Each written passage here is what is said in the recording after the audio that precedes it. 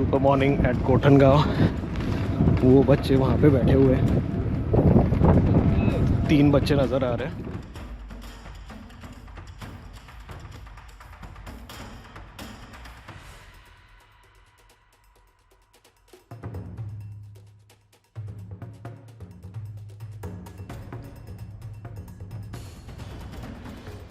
ये F2 का बच्चा है, नील गाय के पीछे पड़ा है। एक पूरा फुल ग्रोन नील गाय है।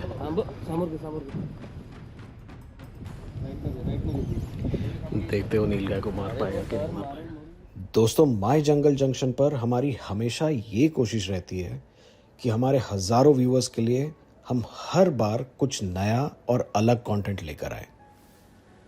हम चाहते हैं कि हमारी हर एक वीडियो का हर एक नया एक्सपीरियंस आपको वाइल्ड लाइफ और टाइगर कंजर्वेशन के और करीब लेकर जाए। तो चलिए आज के इस वीडियो के थ्रू हम ये जानने की कोशिश करते हैं कि टाइगर्स आखिर एक दूसरे से कम्युनिकेट कैसे करते हैं, खास करके तब जब वो एक दूसरे से काफ़ी दूर हो। आज का हमारा वीडियो हमारी उम्रेद पावनी करांडला सीरीज का चौथा और आखिरी वीडियो है और इस वीडियो में हम हमारी गोठनगांव की जनवरी 2026 की रीसेंट विजिट के कुछ खास पल आपके साथ शेयर करने जा रहे हैं। और इससे पहले कि हम आगे बढ़े, अगर आपने अभी तक हमारे चैनल को सब्सक्राइब नहीं किया हो तो प्लीज अभी के अभी करें। हेलो दोस्तों, मैं हूं अमित और आप देख रहे हैं माय जंगल जंक्शन, आपका अपना वाइल्ड लाइफ एडवेंचर चैनल। फिर एक नया दिन, एक नई सफारी और एक नई शुरुआत। हमेशा की तरह आज भी हम आधे घंटे पहले सफारी गेट पर पहुंच गए। ठंडियों में सनराइज लेट होने की वजह से चारों तरफ अंधेरा था और टेम्परेचर भी काफी ड्रॉप हो चुका था, करीब 6 से 7 डिग्रीज के आसपास। सफारी से पहले वहां के लोकल्स और गाइड्स बॉनफायर पर अपना हाथ सेक रहे थे। Okay friends, very good morning. So here we are, Umred Karhandla के गोठनगांव गेट पे हैं हम आज। We are ready for our morning safari. सुबह के 6:05। We are all set for a full day safari. ज़बरदस्त माहौल है, बहुत ही ठंड है। शार्प 6:15 बजे जिप्सी हेडलाइट्स ऑन करके हमने हमारी फुल डे सफारी स्टार्ट की। गोठनगांव की मेरी पिछली सफारीज में मैंने मई 2025 में 7 से 8 महीने के 3 कब्स और उनकी मां F2 को साथ में देखा था। फिर 1.5 महीने बाद जून 2025 के एंड में मैंने 5 कब्स और F2 को अलग अलग देखा और फिर 6 महीनों बाद दिसंबर 2025 को मैंने 15 महीनों के 4 कब्स और F2 को एक साथ देखा और फिर 5वें कब को फैमिली से 5 किलोमीटर दूर देखा। लेकिन इस बार मुझे उम्मीद है कि आज हमें F2 और उसके 5 कब्स एक साथ एक फ्रेम में दिखेंगे और इसी उम्मीद में हम आगे बढ़ते जा रहे थे। कुछ ही देर में हम गोठनगांव के ग्रासलैंड की तरफ आ गए, जहां एक दिन पहले F2 और उसके कब्स को देखा गया था। पूरे जंगल पर डेंस फॉग का कवर छा गया था, विजिबिलिटी काफी कम थी। ग्रासलैंड्स के पास पहुंचते ही हमारे गाइड किशोर भाई ने बहुत वीक लाइट के बावजूद 300 फीट की दूरी से कुछ टाइगर मूवमेंट्स कैप्चर किए। उन्होंने वहां पर 2 टाइगर स्पॉट किए। बहुत ही कम लाइट होने की वजह से मुझे उन्हें कैप्चर करना इम्पॉसिबल हो रहा था और इतने में किशोर भाई ने ठीक हमारी जिप्सी के पीछे एक और टाइगर स्पॉट किया। वो धीरे धीरे जिप्सी ट्रेल क्रॉस करके उसी डायरेक्शन में चलने लगा जहां वो 2 टाइगर्स बैठे हुए थे। Super morning at Kothangaon. वो बच्चे वहाँ पे बैठे हुए हैं, 3 बच्चे नज़र आ रहे हैं।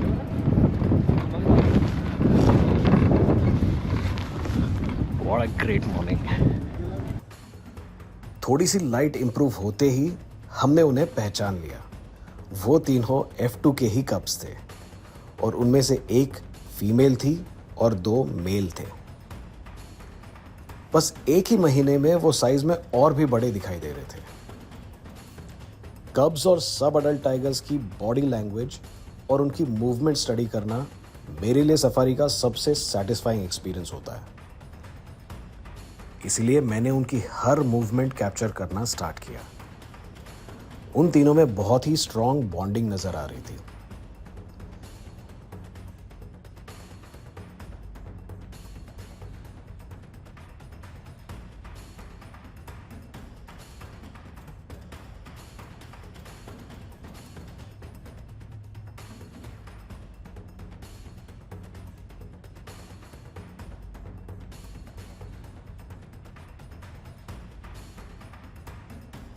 इसमें से खासकर एक क्लिप मुझे बहुत प्यारी लगी, जब वो तीनों एक दूसरे को क्लीन कर रहे थे और एक दूसरे का इतना ख्याल रख रहे थे।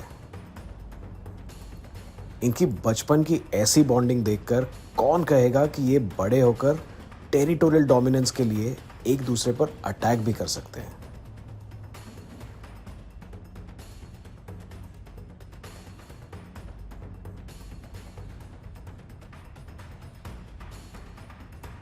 उनमें से एक मेल आगे लेक की तरफ चलने लगा और तब मैंने देखा कि वो हल्का सा लंगड़ाते हुए चल रहा था। शायद किसी किल के अटेम्प्ट के दौरान उसके पैर में ये इंजरी हुई हो। उसके पीछे उसकी बहन भी उसे फॉलो करते हुए लेक की तरफ चलने लगी और देखते देखते वो तीनों भी मूवमेंट पर थे।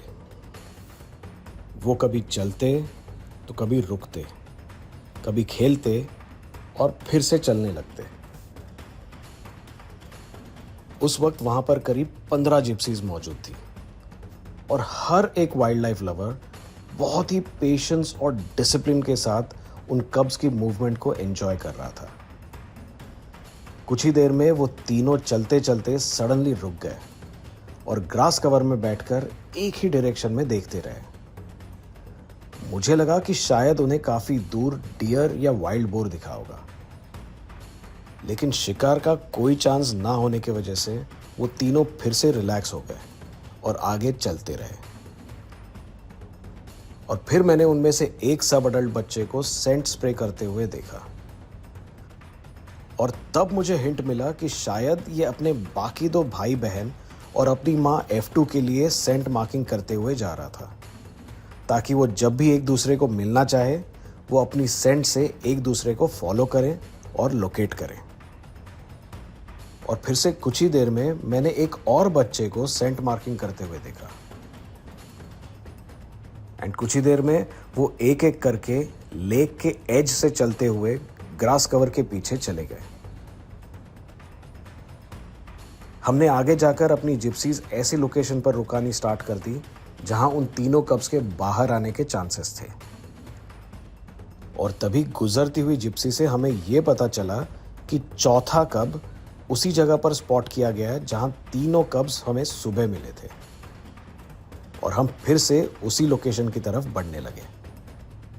लकीली जब हम वहां पहुंचे तब तक सनलाइट बेटर हो गई थी और विजिबिलिटी भी काफ़ी बेटर थी और हमने चौथे कब को उसी जगह पर स्पॉट किया जहां सफारी की स्टार्ट में हमने उन तीनों को पहली बार स्पॉट किया था। इस कब का स्किन टोन F2 के बाकी 4 कब्स के कंपैरिजन में थोड़ा सांवला है, इसलिए लोकल गाइड्स और ड्राइवर्स ने उसे कलवा नाम दिया है। कलवा को अंदाजा हो चुका था कि उसके बाकी भाई बहन इसी जगह पर मौजूद थे और उन्हीं की तलाश में उनकी बॉडी की सेंट सूंघते हुए एग्जैक्टली वही डायरेक्शन फॉलो कर रहा था जहां हमने उसके तीनों भाई बहनों को जाते हुए देखा था। और फिर वो उसी जगह जाकर रुक गया जहां सुबह सुबह बाकी कब्स ने अपनी सेंट मार्किंग की थी। और फिर आया उसका वो टिपिकल रिएक्शन। एक टाइगर जब दूसरे टाइगर की सेंट सूंघता है तो ऐसा ही टिपिकल रिएक्शन देता है, जहां मानो उसे छींक आ रही हो। और यही सेंट स्मेलिंग टाइगर्स के बीच में सबसे स्ट्रॉन्ग कम्युनिकेशन चैनल खोलता है, खासकर तब जब वो एक दूसरे को ढूंढ रहे हो। फिर चाहे वो कब्स की और उनकी माँ की एक दूसरे के लिए तलाश हो या कोई मेल फीमेल टाइगर्स की अपने पार्टनर्स की खोज, इन सभी सिचुएशंस में टाइगर्स एक दूसरे की सेंट से ही एक दूसरे का प्रेजेंस का पता कर लेते हैं। कलवा भी अपनी बाकी फैमिली को ढूंढते ढूंढते आखिर उसी लेक के पास पहुंच गया और फिर एग्जैक्टली वही ट्रेल फॉलो करते हुए लेक की एज के पास से गुजरते हुए वो भी जंगल में चला गया। अभी तक इन 4 कब्स ने हमें करीब 3 से 4 घंटों तक अच्छी साइटिंग दी, लेकिन अभी भी हमें F2 और उसके 5वीं फीमेल कब के बारे में कोई इंफॉर्मेशन नहीं थी। हमने उनकी खोज में बाकी जंगल भी छान मारा, लेकिन कहीं भी कोई और मूवमेंट नहीं हो रही थी। और उन्हें ढूंढते ढूंढते हम फिर से उसी लेक पर पहुंचे जहां पर हमने उन सब अडल्ट कब्स को सुबह देखा था। और हमारी अच्छी लक के चलते हमने उन 4 सब अडल्ट कब्स को फिर से लेक के पास बैठे हुए देखा, लेकिन इस बार अच्छी धूप निकल आई थी और मैं उनकी मूवमेंट्स क्लियरली कैप्चर कर पा रहा था।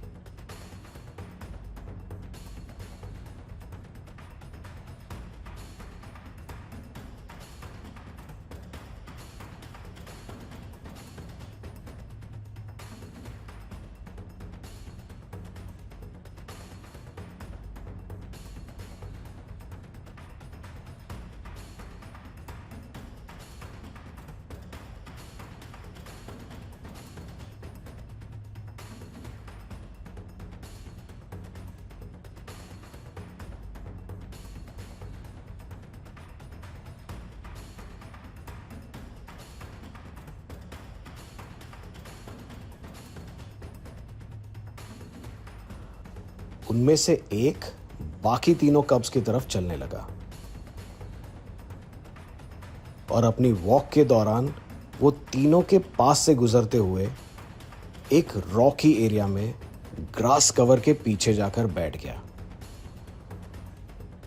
उसे देखते ही 2 और सब अडल्ट्स उसके पीछे पीछे चलकर रेत की ढेर के पास पहुंच गए और चौथा कब भी काफी देर तक लेक के पास बैठा रहा और फिर घने जंगल में चला गया।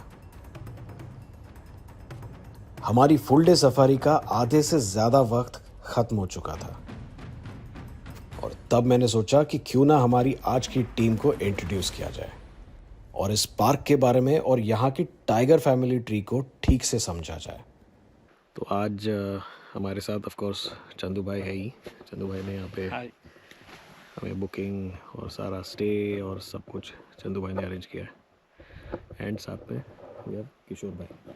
हेलो। किशोर भाई यहाँ के one of the best guides हैं, स्टार हैं यहाँ के। Welcome to Umred Pauni Karhandla wildlife sanctuary. यहाँ पे टोटल 3 गेट है। मेन गेट है करांडला, गोठनगांव और पौनी। जैसे करांडला और गोठनगांव ये एक ही जोन है। जैसे फुल डे सफारी होती है तो करांडला और गोठनगांव ये दोनों जोन घूम सकते हैं। और यहाँ पे मतलब गोठनगांव में फेमस टाइग्रेस F2 काफ़ी फेमस है। अभी फ़िलहाल उसको 5 कप्स है, 5 कप्स। उसमें से 3 मेल है, 2 फीमेल है। ये F2 मतलब बोल्ड है, काफ़ी बोल्ड है। जैसे गाड़ियाँ जितनी भी रहे कोई मतलब उसको कुछ प्रॉब्लम नहीं है, बोल्ड है। उससे बच्चे भी सभी बोल्ड है, जैसे एकदम गाड़ी के पास आना, वैसे डरते नहीं है। ये बहुत इंपॉर्टेंट पॉइंट है क्योंकि हम F2 और उसके बच्चों को ऑलमोस्ट जब बच्चे 3 महीने के थे या 4 महीने के थे तब से फॉलो कर रहे हैं। और हमारी एक वीडियो रिलीज़ हुई थी जहाँ पे बच्चे बिल्कुल 3-4 महीने के थे और गाड़ी के बिल्कुल आसपास चल रहे थे। तो ये बहुत ही, उसके बाद भी हमने काफ़ी सारी सफारीज़ की, उनको बढ़ते हुए देखा। हर 2 महीने में 3 महीने में एक बार हम आते हैं। और पिछले महीने इनफैक्ट दिसंबर में भी हम आए थे, जनवरी में अभी आए हैं, तो और बच्चे साइज़ में बड़े दिख रहे हैं। तो it's great for this park. और तभी हमें पता चला कि उन 4 में से एक कब जिप्सी ट्रेल पर आके बैठ गया और जैसे ही हम वहाँ पहुँचे वो बिल्कुल हमारी जिप्सी के सामने करीब 50 से 60 फीट के डिस्टेंस पर दिखा। वो फिर से आज का चौथा सब अडल्ट कलवा ही था, लेकिन इस बार परफेक्ट सनलाइट में परफेक्ट पोज देकर बैठा हुआ था। टाइगर फोटोग्राफी के लिए ऐसी परफेक्ट कंडीशंस होना हर एक वाइल्ड लाइफ प्रेजेंटर के लिए एक ड्रीम सिचुएशन होता है, और मैं फुर्सत से उसकी सारी मूवमेंट्स कैप्चर कर रहा था।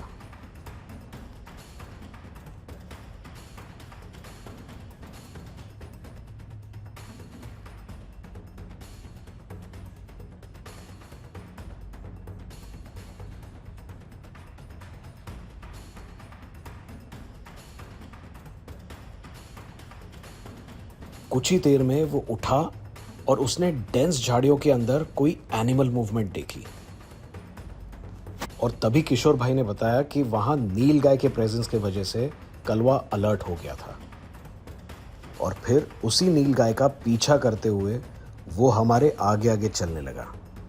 ये F2 का बच्चा है, नील गाय के पीछे पड़ा है।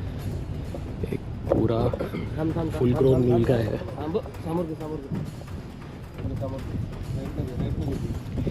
देखते हो नील गाय को मार पाएगा कि नहीं मार पाएगा। और देखते देखते नील गाय का पीछा करते हुए वो जंगल के अंदर चला गया। इस अमेजिंग साइटिंग के बाद हम करांडला की ओर निकल गए। हमने हमारे करांडला सफारी एक्सपीरियंसेस हमारे पिछले व्लॉग टाइगर्स ऑफ करांडला में शेयर किए थे, एंड जस्ट इन केस अगर आपने हमारे करांडला और पावनी व्लॉग्स नहीं देखे हो तो बिना भूले ज़रूर देखिएगा।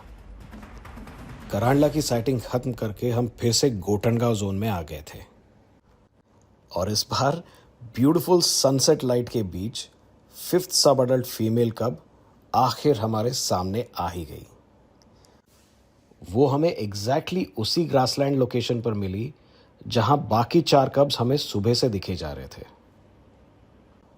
वो पहले तो जिप्सी ट्रेल से थोड़ा दूर बैठी हुई थी, पर कुछ ही देर में वो जिप्सी ट्रेल पर आ गई और करीब 15 मिनट तक वहीं बैठी रही। उसका काम नेचर, ग्रेसफुल लुक और शार्प फीचर्स बिल्कुल अपनी मां F2 का रिफ्लेक्शन थे। आफ्टरनून सफारी स्लॉट की जिप्सीज का सफारी टाइम खत्म होने जा रहा था, और इस टाइग्रेस के पीछे अटकी हुई सारी जिप्सीज एग्जिट गेट की तरफ नहीं बढ़ पा रही थी, लेकिन मेरा फोकस बस उसी पर था। कुछ ही देर में वो हल्की हल्की ग्राउल करने लगी, शायद वो अपनी फैमिली को बुला रही थी, और जैसे ही वो उठी वो हमारी तरफ हेड ऑन चलने लगी, और फिर कुछ देर बाद डेंस ग्रास कवर के बीच चली गई। तब जाकर के सारी जिप्सीज वहां से निकल गई और देरी से एग्जिट गेट पर पहुंच गई, और हम भी हमारी इस फुल डे सफारी की सारी यादें समेटते हुए एक ब्यूटीफुल सनसेट एंजॉय करते हुए गोठनगांव गेट के बाहर चले आए। तो दोस्तों, ये थी हमारी गोठनगांव जोन की अमेजिंग साइटिंग्स की कहानियां। यहां पर टाइगर्स दिखना लगभग गारंटीड ही होता है, लेकिन F2 और उसके कब्स को एक साथ देखने की मेरी ख्वाहिश शायद और भी डिफिकल्ट होते जा रही है। बस अगले 2 या 3 महीनों में ये 5 बच्चे F2 से अलग होकर अपनी अपनी टेरिटरीज एस्टैब्लिश कर लेंगे, और तब से इन 5 बच्चों की लाइफ का एक नया फेज स्टार्ट होगा, जहां हर कदम पर उन्हें अपना डोमिनेंस प्रूव करना पड़ेगा और अपनी खुद की एक नई पहचान बनानी पड़ेगी। और जैसा कि आपने हमारे पिछले व्लॉग्स में देखा, इस पार्क के बाकी 2 जोन्स करांडला और पावनी की भी यही कहानी है, जहां बस कुछ ही महीनों में करांडला जोन की एक्स मार्क के 3 सब अडल्ट कब्स और पावनी जोन की शैडो फीमेल के 3 सब अडल्ट कब्स अपनी अपनी टेरिटरीज एस्टैब्लिश करना स्टार्ट करेंगे। अब ये देखना काफ़ी इंटरेस्टिंग होगा कि इनमें से कौन कौन से tigers Umred Karhandla wildlife sanctuary में ही अपनी टेरिटरीज बनाते हैं, और इनमें से कौन अपनी नई टेरिटरी की तलाश में इस पार्क के बाहर निकल जाते हैं। चाहे जो भी हो, इस साल के मॉनसून के बाद ये पार्क फुल ग्रोन टाइगर्स का एक बड़ा हब होने वाला है, जहां टाइगर साइटिंग्स सिर्फ एक चांस नहीं बल्कि इस पार्क की गारंटी होगा। और मैं इस ट्रांजिशन को और इस पार्क के ब्राइट फ्यूचर को कैप्चर करने के लिए हमेशा एक्साइटेड रहूँगा। तो दोस्तों, उम्मीद है कि आपको हमारा ये व्लॉग पसंद आया हो, तो प्लीज़ इसे लाइक और शेयर करें और ऐसी एक्साइटिंग वाइल्ड लाइफ स्टोरीज के लिए subscribe to my Jungle Junction, आपका अपना वाइल्ड लाइफ एडवेंचर चैनल।